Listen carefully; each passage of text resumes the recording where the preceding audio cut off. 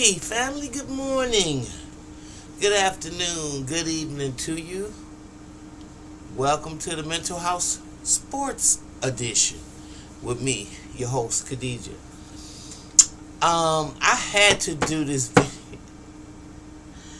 I had to do this video today because somebody really checked me in the most,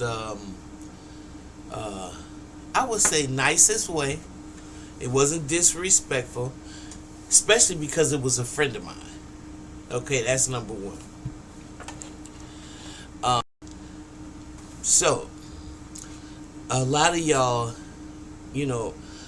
one of my best friends whose uncle just passed recently, maybe within the last 5 years or so. But he was the cut man. He was the fight doctor for Muhammad Ali. His name was Verdi Pacheco. Okay?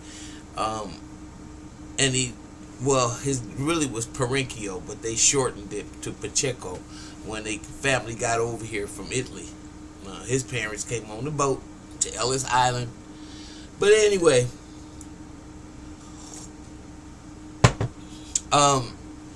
I'm friends with, again, Muhammad Ali's late fight doctor's niece. And we were having a conversation about Clarissa Shields. And my friend told me something that really required me to think for a minute, because when you get my age, you start seeing, especially if you done messed up a lot. I done been in show business, and a part of my life, in fact, I told y'all before, if you go on the internet and look at Sugar Hill, and you hear that 13-year-old voice who sounds like a grown woman, I was out here kicking it with Michael Jackson and R. Kelly and all those guys back in the 70s and 80s. So I'm not a spring chicken. And I've met a lot of people doing this. Okay? So when I say that about that's love or slow down, those are me. I was a kid, but I've been finding a lot of my recordings popping up on the internet when I was a child, because I realized a long time ago that there's show and there's business. Most people get caught up in the show and they don't really know nothing about the business. And when it comes to Clarissa, that's why I'm not quick to believe a lot of craziness like I just signed $8 million this and I'm with Win Records and I'm not saying any of this a lie. I'm just saying I'm not easily convinced like a lot of people, because they haven't been into those circles before. Okay, and I have. So, but my friend said something to me that really caused me to think, because I had a foster sister and she's gone on now, but this sister that I had, I loved so much, because I don't have any sisters. I come from a family full of brothers. Okay? 8 to be exact. And so I was so happy to have this girl, as a sister, a foster sister. Of course, she was 11 years older than me, and she had me doing some pretty corrupt stuff. But one thing I realized about her, and I want y'all to just hear me, bear with me, is that her mother is one of these mothers like Clarissa Shields. Her mother was a heroin addict, and I'm not saying that Clarissa Shields' mom was that. She was an alcoholic. She was a dual user, basically. And although she wasn't drinking Flint water, she was a pretty rebellious lady, and she got all her children taken away from her. One of the girls, like maybe the second, she ended up staying with us. Okay?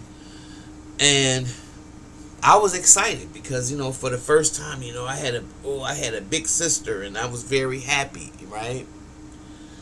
But one thing about this person that I had, she had the most nastiest attitude.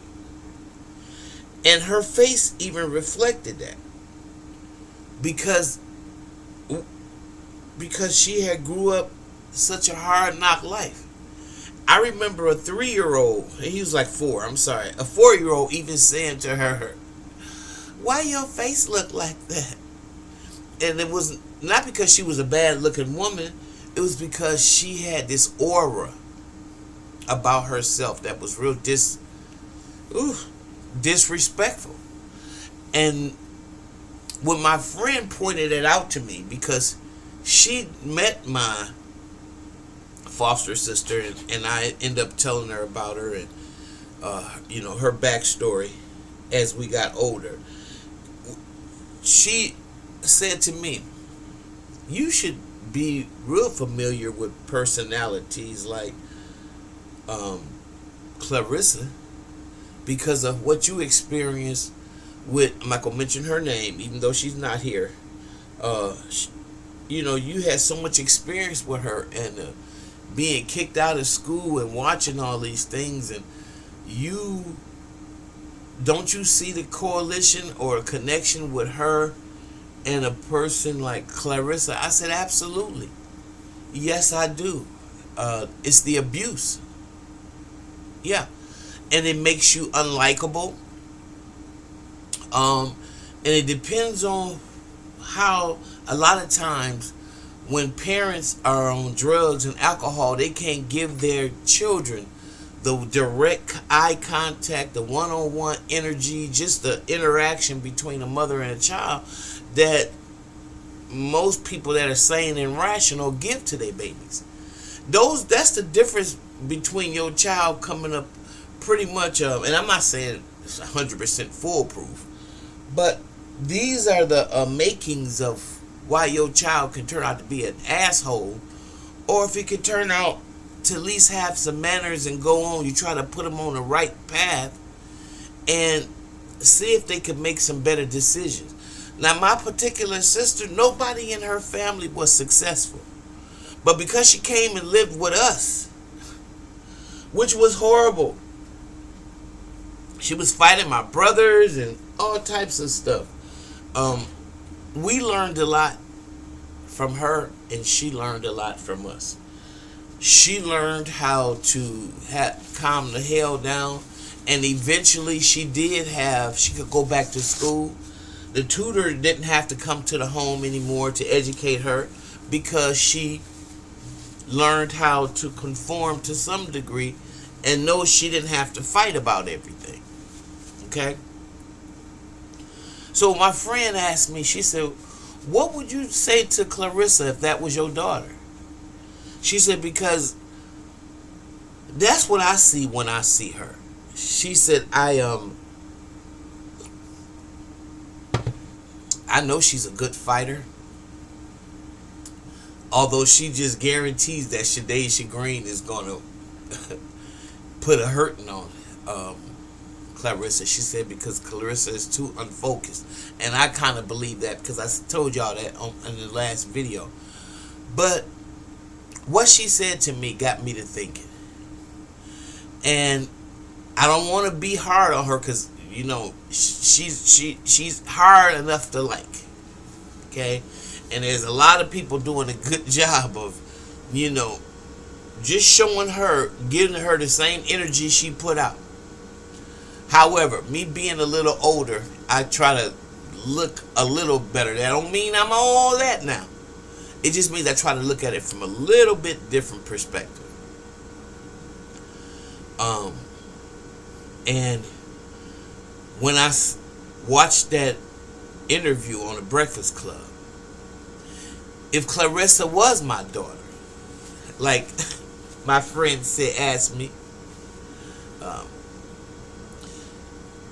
and she said, what would you say to her? And that's exactly what I would say. I would say, I wouldn't want to talk about her boyfriend, because y'all know the story of Romeo and Juliet. And y'all realize what happens when you try to interfere with your kids when they got their heart hooked on somebody. And Clarissa has never had nobody show her any kind of love before, probably.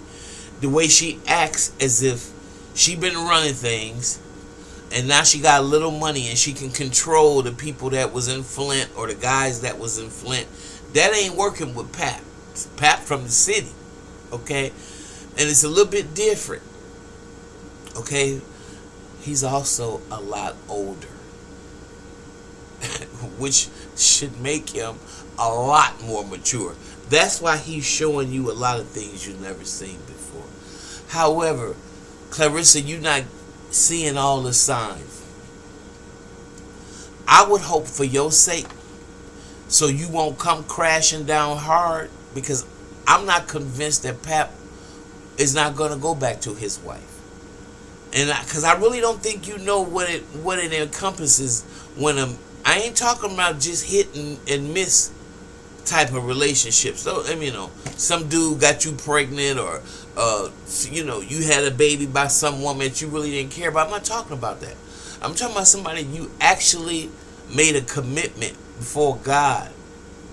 And because you saying, out of all these people I've been messing around with, this the one I want to make my significant other, and I'm gonna stand before all of y'all and say that, and I'm gonna have this ceremony. A lot of times that makes it a little bit more different, and it makes those relationships a lot more attached. Yeah, you're gonna fall out, you're gonna have problems, you're going to have all those things that come from trying to mesh. But like I said before, if you've been together with somebody for 10 years and you've established all those memories, you know she been in jail. I'm talking about Remy. Know how he was her savior in jail, coming to see her, holding her down, all that stuff. Having a daughter together because he wanted a baby so bad. All those things, I'm not so sure that Pap wants to give that up. I'm not so sure about that right now. I mean, he's giving it up, but I'm not so sure he's comfortable with that. And every time, Clarissa, you open up your mouth and answer a question for him, every time you don't allow him to be the man that he is and let him be the only one discussing his marriage, because at the end of the day, it's really not your business. It's really not. Because you're not married to him, because at the end of the day, you still are committing adultery with a woman's husband. And there's a lot of people that are going to look down on you for that. And your focus seems to be a little erratic all over the place. If you don't want to do what Chris said you was going to do, then I suggest you get a grip right now. And I'm not talking about your boyfriend, because I know that make you dig in a little deeper. What I'm saying is, wait a minute. Stand back, smell the coffee, because you getting your back blowed out. And you think, and it ain't never been blowed out like that before. And now you think you can ready to make some objective decisions regarding not just your a lover, but your boxing career. You're sadly mistaken, honey. You're gonna start making some mistakes. And I'm gonna tell you something. One thing about my buddy, she knows a lot about fighting. Like I say, she comes from a fighting family. We used to go to her house. They had parties for the Kronk boxing gym with Michael Moore, Tommy Hearns, all these guys that Buddy McGurk, all these guys that fought out of the Kronk boxing gym. So she's not a person that doesn't know boxing, who hasn't been around a lot of boxing. Just like me, I told you, my brothers, my Don Lee, all these guys I knew, and I watched all the stuff that they put into their craft. My brother was supposed to go to the Olympics, but you remember that team in 18 was boycotted. The guys like Don Lee, the guys like Tito, Israel Acosta, that was his real name. We called him Tito. Bruce Finch, who's since passed on. All these guys were supposed to go to the Olympics. I believe it was 1980, and Jimmy Carter canceled it because we were having some problems with some country at that time. I'm saying this to say we have vast expertise and been around a lot of fighters and know a good fighter, know a person that's distracted, knowing a person that's not going to get the best potential out of their talent. And I believe, like my friend, that Clarissa is on that path. So that's why she said, if that was your daughter, what would you do? You know, you wouldn't want to see her just blow her opportunities. I just think it's hard to tell somebody to ease up once they've been going full throttle. Like her saying, we be with each other every day and we see. Maybe you shouldn't. Maybe you need to go back to your life before you had Pap and see if you can manage that for a week. Just see if you can manage. If you start going through all them withdrawals and your mind gets disconnected from what your craft is and what you got to do. I ain't talking about just walking on that treadmill. I'm talking about really training like you used to. And if you don't, just like my friend said, you're going to lose if you get that fight with Shade Chagrin. I don't know about your friend Franchine. Since y'all so good friends, that doesn't make for a good fight for me. Just like when I watched the NBA, I don't like it anymore. I liked it better in the 80s, 70s, and 80s and 90s when the brothers played for real. Okay? And with no friends. There were rivalries. And in them rivalries, the champions came out of the Boston Celtics and the Philadelphia 76ers. I mean, our Milwaukee Bucks going against all of them in the Eastern Conference. I mean, one thing they had in common, they were focused. And I just don't think, like my friend said, that Clarissa is at that spot. So I just thought I wanted to share that with you because she challenged me. Said, what would you say to this person if you had an audience with them? And that's pretty much what I would say. I would tell her that I've been around a lot of fighters and you a little bit too overboard in your relationship as opposed to overboard in your craft. And I really would. And I don't know. What say y'all? I love how y'all give me feedback. I love the interaction between us. I love how y'all give me your opinions, and they really great. And just telling me y'all opinion about the situation. I mean, I don't claim to be right. I just claim to have been around a long time, and that's about it. So I want to know what y'all think. What y'all think about what my friend said? Who is the niece of Dr. Verdi Pacheco, who was the fight doctor for Muhammad Ali. I want to know what y'all think. And if you don't know, you can look him up. I'm gonna sit back and wait for y'all comments so we can converse. Okay? If you like what you hear, y'all, please subscribe and share my channel.